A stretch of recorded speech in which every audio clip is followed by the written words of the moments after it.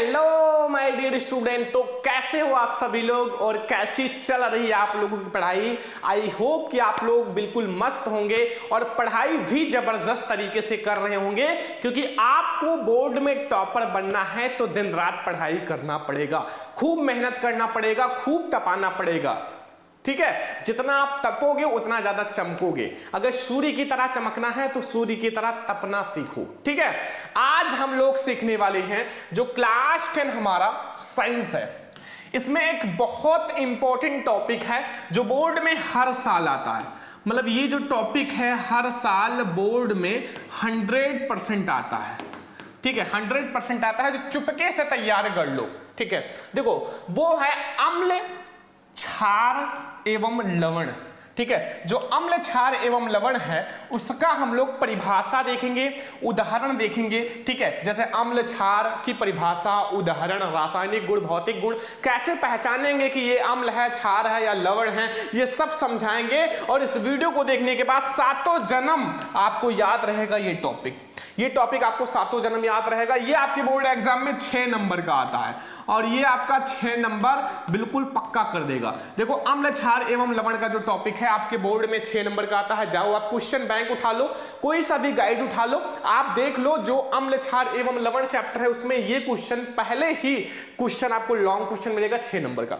6 number आपका ये बिल्कुल पक्का कर देगा, एक भी नंबर आप बोर्ड में नहीं छोड़ के आओगे। अम्ल, क्षार एवं लवण आपका बिल्कुल क्लियर हो जाएगा इस वीडियो को देखने के बाद। ठीक है, 6 नंबर आप बिल्कुल पक्का कर लो, मतलब 6 में 6 नंबर आपको लाना है और ये लॉन्ग क्वेश्चन में 100% आएगा आपके बोर्ड एग्जाम में। ठीक है, तो बहुत ध्यान से समझना अम्ल क्या होता है, क्षार क्या होता है, लवण क्या होता है, साइंस का हमारा है। ठीक है, बहुत इंपॉर्टेंट टॉपिक है, यहां से आपके ऑब्जेक्टिव भी बनते हैं, अम्ल का पीएच मान, क्षार का पीएच मान, लवण का ठीक है, तो ये सब बहुत सारे आते हैं, तो बहुत ध्यान से देखना। ठीक है, और वीडियो को एक फ्रेंड्स के साथ शेयर करना। ठीक है, लाइक करो या ना करो लेकिन एक अपने फ्रेंड्स के साथ शेयर कर देना वीडियो को। ठीक है, देखो सबसे पहले हम ये समझेंगे जो अम्ल होता है वो क्या होता है। सबसे पहले हम अम्ल की परिभाषा, उदाहरण समझेंगे। तो देखो मैं आपको 2 परिभाषा समझाऊंगा, एक तो अकॉर्डिंग टू केमिस्ट्री के अनुसार यानी कि आर्हेनियस जी के अनुसार, और एक जो आपको दिखाई देता है। जैसे आपको अम्ल को बताएं तो जो वे पदार्थ जो स्वाद में खट्टे होते हैं। देखो आप कोई चीज खाते हो अगर उसका स्वाद खट्टा है ना तो वो अम्ल होगा। इमली खाते हो, स्वाद खट्टा है, अम्ल है। अचार, स्वाद खट्टा है, अम्ल है। सिरका, जिसका भी स्वाद खट्टा हो वो अम्ल होता है, याद रखना। ठीक है, जो भी आप खा रहे हो उसका स्वाद अगर खट्टा है तो वो अम्ल है। तथा नीले लिटमस पेपर को लाल कर देता है। ये बहुत बड़ी बात है कि जो अम्ल होता है, ऑब्जेक्टिव में बहुत बार आया है कि ये क्या करता है, तो ये नीले लिटमस पत्र को लाल कर देता है। अगर आप एक ब्लू कलर का यानी कि नीला कलर का लिटमस पत्र दोगे, ये किस कलर का है, नीला, और इसमें आपने अम्ल मिलाया, ठीक है, 1-2 बूंद जो भी अम्ल मिलाया, तो ये लाल कर देगा, लाल कलर का कर देगा। ठीक है, तो ये नीले लिटमस पत्र को लाल कर देता है। ट्रिक मैं आपको बताता हूं, अम्ल के पीछे क्या है, लाना, तो ला से याद रखना कि ये लाल कर देता है। क्या कर देता है, लाल कर देता है। ठीक है, तो अम्ल के पीछे ला है, ये ट्रिक है, तो ये नीले को लाल करेगा। तो समझ में आ गया ना, ये सब अम्ल है, अभी मैं आपको आगे समझाऊंगा। ठीक है, अभी एग्जांपल, पहले आप इससे छोटा सा परिभाषा समझ लो कि वे पदार्थ जो स्वाद में खट्टे होते हैं तथा नीले लिटमस पत्र को लाल कर देते हैं अम्ल कहलाते हैं। नोट कर लो सारे स्टूडेंट, नोट कर लो। नोट कर लिया ना, चलो नेक्स्ट पेज में समझते हैं। आर्हेनियस जी के अनुसार, मतलब केमिस्ट्री के अकॉर्डिंग जो अम्ल होता है उसका डिफिनीशन क्या होता है। देखो ध्यान से समझना, आर्हेनियस सिद्धांत के अनुसार, वहां आपके पेपर में डायरेक्टली पेपर में लिखा रहता है भाई कि अम्ल की परिभाषा आप आर्हेनियस के अनुसार बताओ। तो अगर आर्हेनियस के अनुसार पूछे तो आप ऐसे बताना, कैसे, वे पदार्थ जो जलीय विलयन में, वे पदार्थ जो जलीय विलयन में वियोजित होने का मतलब होता है टूटना। मैंने बताया है पहले चैप्टर में, टूटना, वियोजन का मतलब टूटना, वियोजित होकर हाइड्रोजन आयन यानी कि H+ आयन देते हैं, अम्ल कहलाते हैं। जैसे अगर अम्ल को आपको पहचानना है तो आपको एक जलीय विलयन लेना है। ये क्या है, जलीय विलयन है या जल है, इसमें आपने अम्ल डाला तो ये टूट कर H+ आयन देगा। क्या देगा, H+ आयन देगा, तो वो अम्ल कहलाएगा। ठीक ठीक है। तो याद रखना वे पदार्थ जो जलीय विलयन में वियोजित होकर, ठीक है, टूटकर H+ आयन देते हैं वो क्या कहलाते हैं? अम्ल कहलाते हैं। ये हो गया हमारा परिभाषा आर्हेनियस जी के अनुसार। एग्जाम्पल के लिए मैंने एक एग्जाम्पल बहुत अच्छा सा लिया है जो बोर्ड एग्जाम के लिए बहुत इंपॉर्टेंट है। उदाहरण के लिए देखो HCl, देखो आप HCl जो है, ठीक है, वो अकॉर्डिंग टू केमिस्ट्री आर्हेनियस जी के अनुसार है। HCl जो हमारा हाइड्रोक्लोरिक अम्ल है, CH3COOH जो हमारा एसिटिक अम्ल है, जो सिरका देखे हो, सिरका, ठीक है, वही है। और ये जो होता है बहुत ज्यादा अम्लीय होता है, बहुत ज्यादा अम्लीय HCl। और H2SO4 ये है सल्फ्यूरिक अम्ल आदि, सल्फ्यूरिक अम्ल। तो ये एग्जांपल याद कर लो, HCl यानी कि हाइड्रोक्लोरिक अम्ल, और हमारा H2SO4 सल्फ्यूरिक अम्ल, CH3COOH क्या है हमारा है एसिटिक अम्ल। तो ये हमारे एग्जाम्पल हैं जो बोर्ड एग्जाम के लिए वेरी इंपॉर्टेंट है। तो ये आर्हेनियस के अनुसार आप देख लो कि वे पदार्थ जो जलीय विलयन में वियोजित होकर H+ आयन देते हैं, क्या देते हैं? H+ ion. और अगर क्षार क्या करता है? OH- आयन देता है, वो अभी मैं आपको आगे समझाऊंगा, याद रखना, ठीक है, थोड़ा सा अच्छा रहेगा। एक मैं आपको रिएक्शन समझाता हूं जो आगे काम आएगा, लवण। जब आप पढ़ोगे लवण, आपके बोर्ड में एक आता है उदासीनीकरण अभिक्रिया 4 नंबर के लिए, ठीक है, कभी कभी आता है। तो ये रिएक्शन तैयार कर लो, अभी मैं आपको आगे पढ़ाऊंगा। लवण जब बनेगा ना, क्योंकि यहाँ क्या बनता है? साल्ट यानी कि नमक यानी कि लवण, तो वही रिएक्शन है। देखो HCl ये क्या है? ये अम्ल है। क्या है? अम्ल। अम्ल जो है एसिड, ये एसिड है। जब NaOH यानी कि क्षार, क्या है? वेस है यानी कि क्षार। जब हमारा अम्ल जो है क्षार के साथ अभिक्रिया करता है तो NaCl यानी कि हमारा नमक बनता है, नमक, और यही लवण है। क्या है? लवण। तो याद रखना कि जब हमारा अम्ल जो है क्षार से अभिक्रिया करता है तो लवण और तथा H2O यानी कि जल बनता है। ये रिएक्शन बहुत इंपॉर्टेंट है, और ये जो रिएक्शन है वही हमारा लवण होता है। ऐसे ही लवण बनता है, आगे अभी समझाऊंगा कि जब अम्ल और क्षार आपस में मिलते हैं तो लवण तथा जल मिलता है, उसी का निर्माण होता है। बस लवण में इतना ही है, ठीक है, टेंशन मत लो। पहले आप अम्ल के बारे में समझो, अब अम्ल के भौतिक गुण समझो। अम्ल का भौतिक गुण क्या है?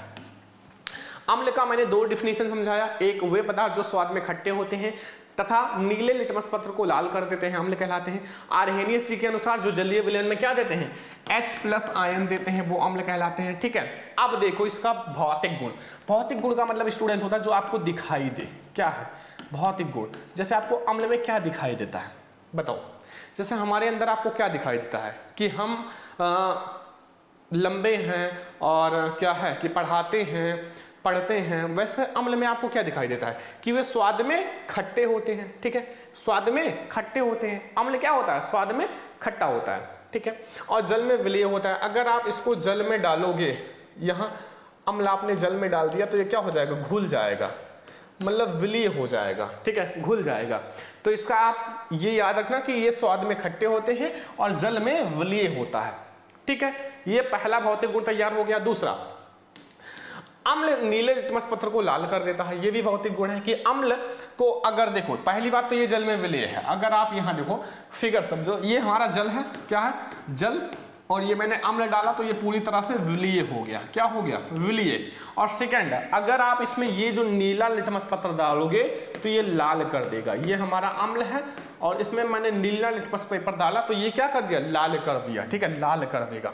तो ये आपको समझ में आ गया अम्ल के भौतिक गुण कि अम्ल जो होता है स्वाद में खट्टा होता है, ठीक है, और ये जो होता है जल में विलीय होता है। और सेकंड है कि अम्ल जो होता है नीले लिटमस पत्र को लाल कर देता है। यही 2 भौतिक गुण है। आसान सा है, नोट कर लो सारे स्टूडेंट, नोट कर लिए ना मेरे प्यारे स्टूडेंट? समझ में आ रहा है ना? समझ में आ रहा हो तो वीडियो को लाइक करते चलो, ठीक है, लाइक करते चलो ताकि मैं आप लोगों को बहुत अच्छे से हर एक टॉपिक, हर एक सब्जेक्ट पढ़ा सकूं। और ये टॉपिक अगर आपने अम्ल, क्षार एवं लवण की परिभाषा उदाहरण तैयार कर लिया ना, मैं गारंटी लेता हूं ये 6 नंबर आपका पक्का कर देगा। 6 नंबर आपको पक्का कर लोगे। ये 100% बोर्ड में आता है, ठीक है, 100% बोर्ड में आता है। देखो अम्ल के रासायनिक गुण, अभी तक हम लोगों ने क्या समझा था? भौतिक गुण, रासायनिक गुण। तो अम्ल का रासायनिक गुण में पहला हम लोग समझेंगे, ये क्या करता है?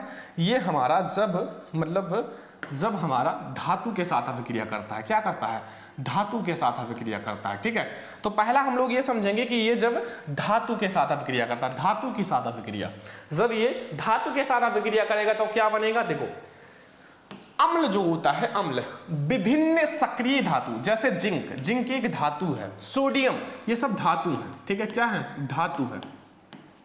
ठीक है, और मैग्नीशियम, Mg आदि के साथ क्रिया करता है तो हाइड्रोजन गैस क्या होता है, बाहर निकलता है, हाइड्रोजन गैस मुक्त होता है।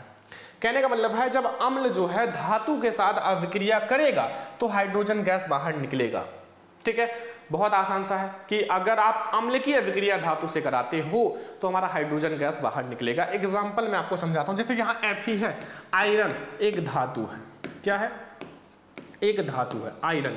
अब यहां मैंने क्या करा है, 2HCl, ये हाइड्रोक्लोरिक अम्ल है। ठीक है, हाइड्रोक्लोरिक अम्ल, यानी कि धातु ने क्या किया, धातु ने क्या किया माय डियर स्टूडेंट, अम्ल के साथ अभिक्रिया किया। अब जब धातु ने अम्ल के साथ अभिक्रिया किया तो हमारा बना क्या, FeCl2, यानी कि फेरस क्लोराइड। देखो Fe जो है वो Cl के साथ जुड़ गया। ठीक है, अब Fe क्यों जुड़ा, आगे मैं आपको जब चैप्टर अगला पढ़ाऊंगा तो पता चलेगा, क्योंकि ये जो है Fe जो है वो अधिक अभिक्रियाशील है हाइड्रोजन से, इसके पास ज्यादा पावर है और हाइड्रोजन के पास कम पावर है, तो ये इसको विस्थापित कर दिया। ठीक है, जब आप सक्रियता श्रेणी पढ़ोगे तो आपको पता चलेगा किसकी अभिक्रियाशीलता ज्यादा होती है, किसकी कम होती है। तो यहाँ Fe का ज्यादा है और यहाँ H का कम है, तो फिर हमें मिला FeCl2, यानी कि हमारा हाइड्रोजन क्लोराइड से हमारा बन गया फेरस क्लोराइड और हाइड्रोजन गैस बाहर निकल गया। ये जो होता है हाइड्रोजन गैस क्या होता है, मुक्त हो गया। समझ में आ गया। पहला रासायनिक गुण, अम्ल के रासायनिक गुण में पहला जो है वो है धातु के साथ अभिक्रिया। ठीक है, नोट कर लो, जब धातु के साथ अम्ल अभिक्रिया करता है तो हाइड्रोजन गैस बाहर निकलती है, H2 जो है वो हमारा बाहर निकलता है। नेक्स्ट, इसका दूसरा जो है वो है रासायनिक गुण या सेकंड नंबर रासायनिक गुण है कि धातु ऑक्साइड के साथ अभिक्रिया। अब धातु ऑक्साइड क्या है, जैसे देखो अगर हमारा Zn है तो इसके साथ वो जोड़ दो तो ये धातु है, धातु, और ये क्या है, ऑक्साइड, यानी कि ऑक्सीजन है, तो भाई ऑक्सीजन जो है वो ऑक्साइड बन जाएगा, धातु ऑक्साइड। जैसे ZnO यानी कि जिंक ऑक्साइड। ठीक है, NaO यानी कि हमारा सोडियम ऑक्साइड। तो धातु और हमारा जो ऑक्सीजन अभिक्रिया करता है तो धातु ऑक्साइड बनता है। तो धातु ऑक्साइड के साथ जब ये अभिक्रिया करता है तो अम्ल जो होता है कुछ धातु ऑक्साइडों के साथ क्रिया करके लवण तथा जल बनाता है। अब अम्ल जो है जब धातु ऑक्साइड के साथ अभिक्रिया करेगा तो क्या बनाएगा, लवण तथा जल। एक बात आप लोगों को समझ में नहीं आ रहा, असल लवण है क्या, लवण क्या है भाई, लवण जो है वो नमक है, जो आप खाते हो टाटा और फिर स्कूल जाते हुए करते हो टाटा, वही है नमक। ठीक है, नमक साल्ट, NaCl, अभी आगे पढ़ाएंगे। तो अब हम लोग ये समझते हैं धातु ऑक्साइड के साथ अभिक्रिया, तो अम्ल जो है कुछ धातु ऑक्साइड के साथ क्रिया करके लवण तथा जल बनाता है। जैसे में एक ये फार्मूला है कि धातु जो है ऑक्साइड प्लस अम्ल अभिक्रिया किया तो ये लवण बना, लवण और तथा जल।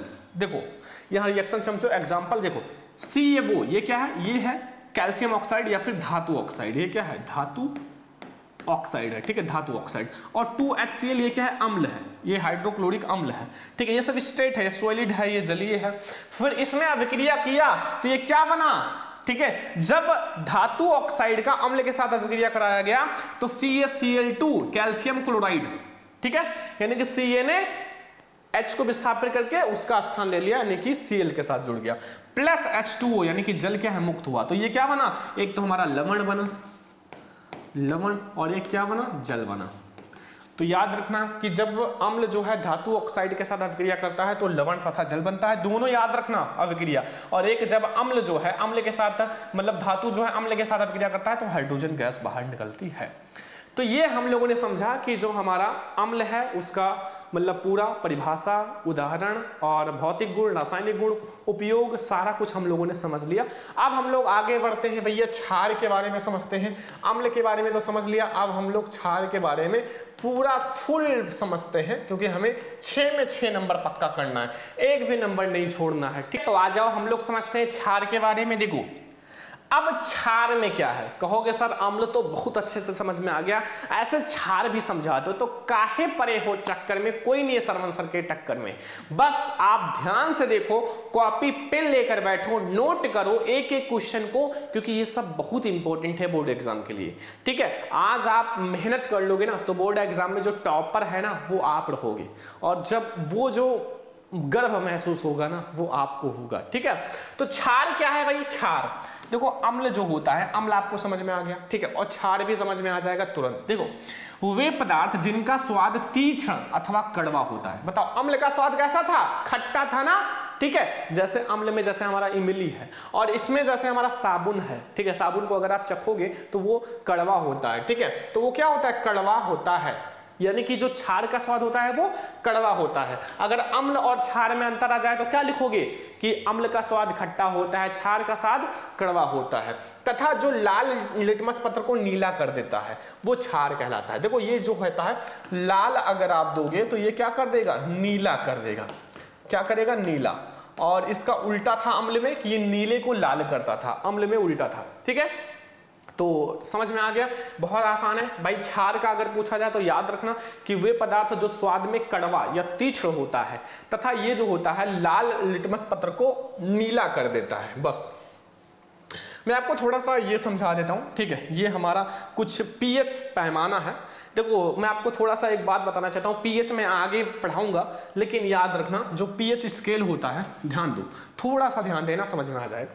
पीएच स्केल में जो हमारा 0 से शुरू होता है, यहाँ 7 और यहाँ हमारा 14।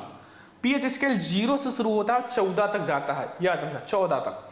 अब यहाँ 0 से 7 के बीच में जो होता है वो अम्ल होता है। 0 से 7 के बीच में, यानी कि इधर देख लो, 0 से 7 के बीच में हमारा अम्ल होता है। क्या होता है?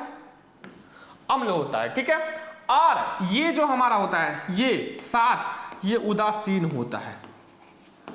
उदासीन का मतलब इसका कोई स्वाद नहीं होता, ना तो कड़वा होगा ना तो खट्टा होगा, क्योंकि जैसे पानी है वाटर, वो उदासीन होता है, उसका पीएच वैल्यू 7 होता है। अब इसके बीच में जो होगा यहां से यहां तक, ये क्या होगा? क्षार होगा। 7 से 14 के बीच में क्षार होता है। कितना? 7 से 14 के बीच में हमारा क्षार होता है। अब आपसे अगर कोई पूछे कि जो अम्ल की पीएच वैल्यू है तो आप क्या बताओगे? बताओ, अम्ल की पीएच वैल्यू 0 से 7 के बीच में होता है, क्षार की पीएच वैल्यू 7 से 14 के बीच में होता है। तो यहां मैं आपको कुछ बताता हूं, जैसे यहां देखो, ये टमाटर है, ये जो होता है 5 होता है, मतलब एक वो बना हुआ है ना 4, 5, 6। ठीक है, अब 5.5 हमारा क्या होता है? जो वर्षा का जल होता है। 7 जो होता है वो जो आप पानी पीते हो। ठीक है, 7 के आगे हमारा क्षारीय आ जाएगा, जैसे अंडा है। ठीक है, यहाँ हमारा और भी बहुत सारी चीजें हैं, दूध है, साबुन है। ठीक है, ये सब क्षारीय होता है। तो 7 के मतलब 7 के इधर हमारा क्या होगा? 14 तक क्षारीय। 7 से जो 14 तक होता है वो क्षारीय होता है। ठीक है, और 0 से 7 के बीच में अम्लीय होगा। तो क्षार का डिफिनीशन पहले समझ लो, वो सब आगे हम लोग समझेंगे। तो वे पदार्थ जिनका स्वाद क्या होता है? तीक्ष्ण या कड़वा होता है, क्षार कहलाता है। ठीक है, और ये जो होता है लाल लिटमस पत्र को नीला कर देता है। अब आर्हेनियस के अनुसार समझते हैं भाई। ये फिगर है कुछ। ठीक है, ये हमारा 3D में बना हुआ है, 3D में। ठीक है, देखो आर्हेनियस के सिद्धांत के अनुसार समझते हैं भाई। आर्हेनियस जी ने क्या कहा था? जैसे अम्ल को बताया था वैसे क्षार को भी बताया था कि वे यौगिक जो जलीय विलयन में क्या करते हैं? Hydroxyl ion, OH minus ion. ठीक है, हाइड्रोक्सिल आयन यानी कि OH माइनस आयन देते हैं, क्षार कहलाते हैं। अब क्षार को अगर आप ये जलीय विलयन में घोलोगे, जल में घोला, क्या घोला? क्षार। अगर आपने क्षार डाला तो वो OH माइनस आयन देगा। याद रखना, अगर आप क्षार को जलीय विलयन में डालोगे तो OH माइनस आयन देगा, वही हमारा क्षार कहलाता है। तो याद रखना कि वे यौगिक या वे पदार्थ जो जलीय विलयन में OH माइनस आयन देते हैं, क्षार कहलाते हैं। समझ में आ गया ना? अब देखो उदाहरण के लिए जैसे NaOH है, इसमें OH जुड़ा हुआ है ना, यानी कि हमारा Na से सोडियम, OH से हाइड्रोक्साइड, सोडियम हाइड्रोक्साइड, OH जुड़ा हुआ है ना, तो इसलिए हमारा क्षार है। KOH पोटेशियम हाइड्रोक्साइड, ये भी क्षार है। OH है ना, इसमें OH माइनस आपको दिख रहा है ना आयन, और फिर NH4OH यानी कि अमोनियम और हाइड्रोक्साइड। ठीक है, तो इसमें OH जुड़ा हुआ है, तो ये सब हमारे क्या है? क्षार के उदाहरण है, ठीक है, क्षार के उदाहरण है। तो ये उदाहरण नोट कर लो और आर्हेनियस जी के अनुसार आप क्षार का डेफिनेशन नोट कर लो, NaOH, KOH, NH4OH, ठीक है, ऐसे आपको जो भी मिले OH हो वो हमारा क्षार हो जाएगा। समझ में आ गया। अब हम लोग समझते हैं क्षार के भौतिक गुण। आखिर जो क्षार है उसके भौतिक गुण क्या क्या हैं। तो क्षार का भौतिक गुण पहला है कि क्षारक जल में विलेय तथा स्वाद में कड़वा होता है। सभी को पता है, मैंने पहले बताया कि क्षार को भी देखो, अम्ल भी जल में विलेय है और क्षार भी क्या होता है, जल में विलीय होता है। क्या होता है, जल में विलीय होता है। और इसका स्वाद क्या होता है, कड़वा होता है, कड़वा, ठीक है, कड़वा होता है। फिर क्षार जो होता है लाल लिटमस पत्र को नीला कर दे रहा है, ये भी आपको बता रखा है कि क्षार जो होता है अगर आप उसको जलीय विलेय मतलब नीला लिटमस पत्र को मतलब लाल को नीला कर देगा। क्या कर देगा, लाल को नीला। इसमें बहुत सारे बच्चे कंफ्यूज हो जाते हैं, इसलिए मैंने बताया अम्ल के पीछे ला है तो वो लाल करेगा और हमारा क्षार नीला करेगा। तो वो क्या करेगा, मतलब ये जो क्षार है वो लाल को नीला कर देता है। तीसरा पॉइंट है क्षार को स्पर्श करने पर साबुन के समान चिकना होता है। भाई साबुन जो है वो क्षारीय है, क्षारीय है, क्योंकि इसका जो pH वैल्यू होता है वो क्षार के उधर हो जाता है, 7 के इधर ही होता है। तो भाई क्षार को अगर आप स्पर्श करोगे ऐसे तो ये बिल्कुल चिकना लगेगा, बिल्कुल साबुन की तरह, ठीक है। समझ में आ गया, कोई दिक्कत, कोई कंफ्यूजन? नोट कर लो, सारे स्टूडेंट नोट कर लो। अब हम लोग समझते हैं क्षार के रासायनिक गुण। अभी तक हम लोगों ने भौतिक गुण समझा था, अब रासायनिक गुण में पहला हम लोग धातु के साथ क्रिया कराएंगे। किसके साथ, क्षार का धातु के साथ क्रिया। अब बताओ क्षार जब धातु के साथ क्रिया करेगा तो क्या करेगा, क्षार धातु के साथ क्रिया करके हाइड्रोजन गैस मुक्त करती है। मतलब अगर आप क्षार का धातु के साथ क्रिया करोगे तो H2 गैस बाहर निकलेगा, हाइड्रोजन गैस बाहर निकलेगा। कितना आसान है, शायद आप लोगों को बहुत अच्छे से समझ में आ रहा होगा। भाई क्षार का अगर आप धातु के साथ अभिक्रिया कराओगे तो वहां क्या होगा, हमारा हाइड्रोजन गैस बाहर निकलेगा। जैसे ये एक फॉर्मूला टाइप का मैंने लिख रखा है भाई, क्षार प्लस धातु। अब क्षार और धातु, या धातु इधर कर सकते हो क्षार इधर कर सकते हो, तो कोई दिक्कत नहीं। तो क्षार का आप धातु के साथ अभिक्रिया कराया तो एक तो लवण बनेगा, एक हमारा हाइड्रोजन गैस H2 बाहर निकलेगा। तो निकलेगा ये 100% वाला है, ठीक है। H2 देखो ये सारे जो है ना ये आपकी अभिक्रिया बोर्ड में आती है, ठीक है। क्या होता है जब 1 नंबर में आता है, 6 नंबर का 6 अभिक्रियाएं आती हैं केमिस्ट्री में, इसलिए मैं आपको बहुत सारी अभिक्रिया समझा रहा हूं। अब Zn जो है जिंक, जिंक क्या है, ये एक हमारा धातु है। अब जब इसने धातु के साथ अभिक्रिया किया तो 2NaOH यानी कि सोडियम हाइड्रोक्साइड, ये क्या है, क्षार है।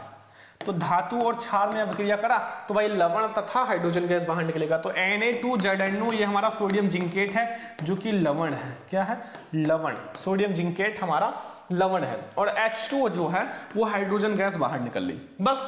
तो भाई जब क्षार धातु के साथ क्रिया करेगा तो लवण तथा हाइड्रोजन गैस बाहर निकलेगी, ठीक है। समझ में आ गया ना, समझ में आ गया, कोई दिक्कत कोई कंफ्यूजन नहीं होगा। तो ये हमारा हो गया भाई क्षार का पहला रासायनिक। दूसरा समझो रासायनिक, अधात्विक ऑक्साइड के साथ अभिक्रिया। अधात्विक ऑक्साइड, जैसे देखो हमारा कार्बन क्या है, कार्बन यहां जैसे कार्बन है वो क्या है बताओ, कार्बन क्या है, अधातु है। अब इसके साथ ऑक्सीजन जोड़ दो CO2, तो ये क्या बन गया, अधात्विक ऑक्साइड, ठीक है। क्योंकि अधातु का ऑक्साइड मतलब अधात्विक ऑक्साइड। जब धातु एवं अधातु चैप्टर पढ़ोगे तो उसमें बताया जाएगा धातु क्या होता है, अधातु क्या होता है, उपधातु क्या होता है, सब कुछ बताया जाएगा। तो अभी से टेंशन मत लो, आगे बढ़ोगे उतना अच्छा समझोगे। तो देखो इसके साथ जब अभिक्रिया करता है तो क्षारक जो होता है अधातु ऑक्साइड के साथ अभिक्रिया करता है तो लवण तथा जल बनाता है। इसमें हमारा लवण तथा जल बनेगा। इससे पहले वाले में हमारा क्या बना था, लवण तथा हाइड्रोजन गैस बाहर निकला था। अब ये जब अधात्विक ऑक्साइड के साथ अभिक्रिया करेगा तो लवण तथा जल बनेगा, ठीक है।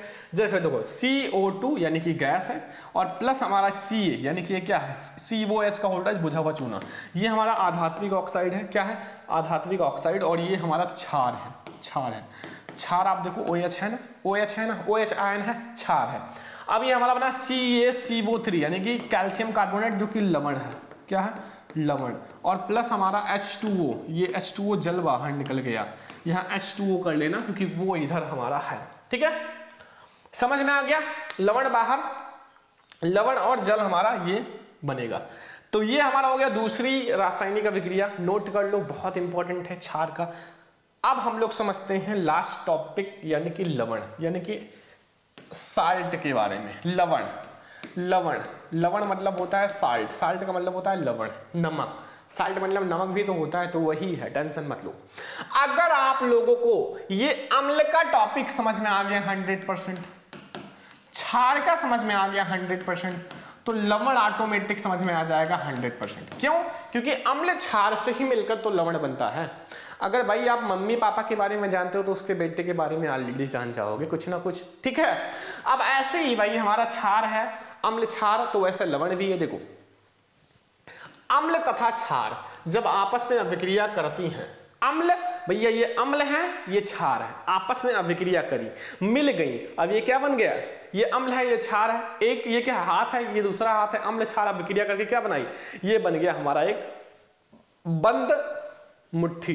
तो वैसे हमारा है अम्ल क्षार जब आपस में अभिक्रिया करती हैं तो लवण तथा जल प्राप्त होता है। यह अभिक्रिया उदासीनीकरण अभिक्रिया कहलाती है। देखो लवण ऐसे बनता है, साथ में अभिक्रिया आपका उदासीनीकरण अभिक्रिया आपके बोर्ड में बहुत बार आया है, उदासीनीकरण अभिक्रिया।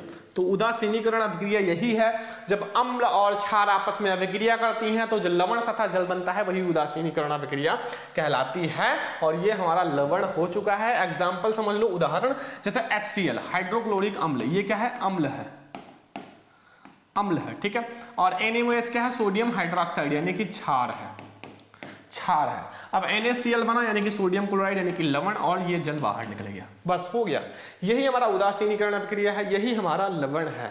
अब मैं आपको छोटा सा टॉपिक बता देता हूं भाई, इसी में भाई अम्ल जो होता है ध्यान से समझो, क्योंकि भाई बहुत सारे बच्चों का कंफ्यूजन, pH ध्यान से समझो, pH थोड़ा सा समझ लो, क्योंकि ये बहुत बार बोर्ड में आता है, अम्ल और क्षार का जो मैंने आगे बताया है, ठीक है, अम्ल और क्षार।